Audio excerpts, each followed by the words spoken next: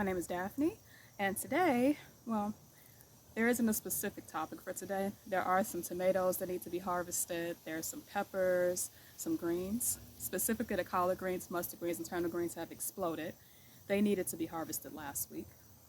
So we'll be doing that today. Just a few things that need to be harvested. I am actively still fertilizing the garden as well because I am trying to get these tomatoes and the peppers to ripen before the fall comes or before the temperatures drop below 40 degrees at night.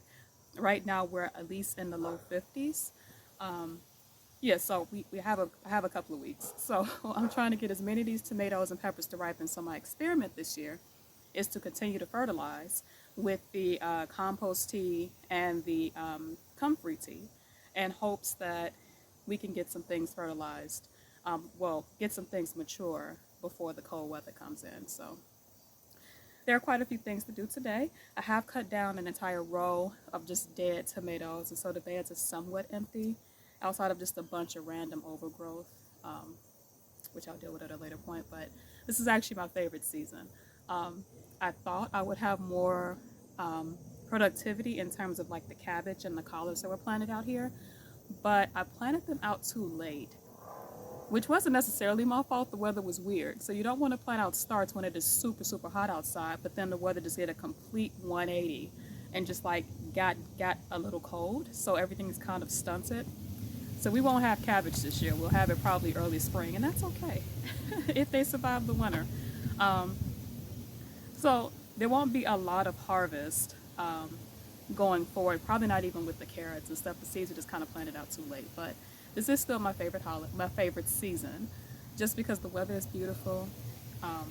I take park walks with my baby, and just the parks and the forests are just wonderful right now. Like it's a great time to be outside. The insects have gone back to hell where they belonged. So like the mosquitoes and all of the biting insects don't seem to be out today.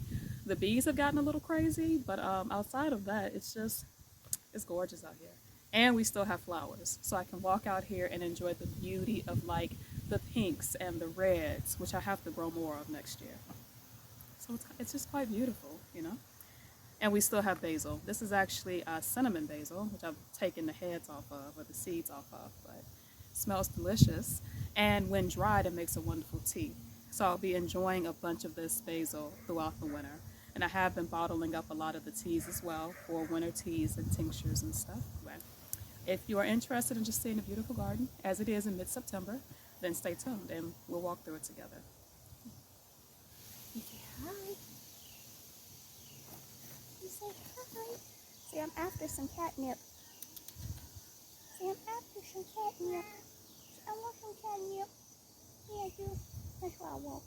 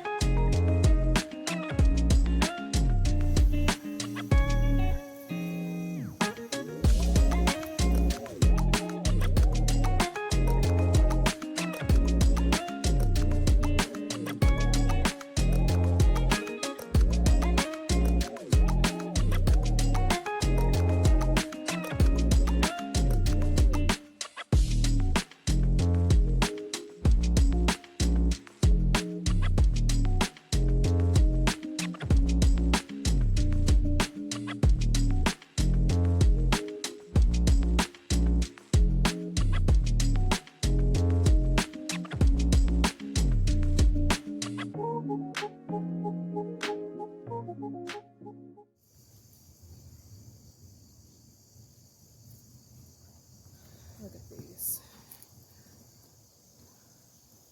They are beautiful. They're supposed to turn red. They will in about a day or so. They taste like nothingness. They taste like tomato, just like store-bought tomatoes, which, like Jess says, tastes like disappointment. By the way, look at my hands. tomato juice. I will never grow these again, but we will use them for tomato powder. Got a beautiful Amish paste here. Probably use that one. So from behind the trellis, I was able to get, well, that's an Amish paste. This big boy is a Cherokee Purple, which could have stayed on maybe a day or so longer, but this part was going to get really yucky before this part ripened. So it can ripen in the house together. And a few more here. Let's go dump this in the basket.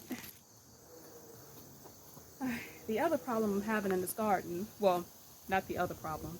The problem I'm having is we do have a vole. It seems like a vole infestation. I'm going to go pick some peppers. But I'm going to have to think about an effective way to actually get them out of the garden area. Here's stuff.